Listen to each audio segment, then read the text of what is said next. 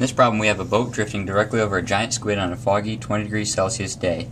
If a boat is 1.5 kilometers away and backfires, how much time lapses between the instant the squid hears the sound to when the people on the boat hear the sound?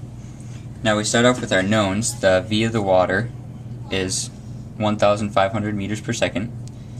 The temperature is 20 degrees Celsius. The distance is 1,500 meters because 1.5 kilometers is 1,500 meters.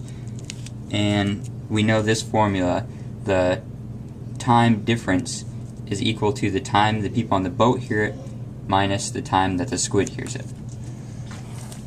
So now we'll start off with a formula you can grab off your formula sheet. V equals 330 plus T times 0.6. That's for the velocity of sound.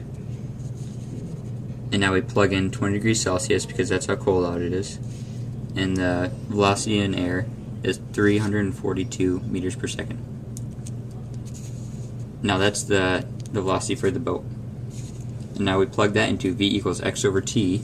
So 342 equals 1,500 over t, and solve for t, which is 4.386, which is the time that the boat people hear it.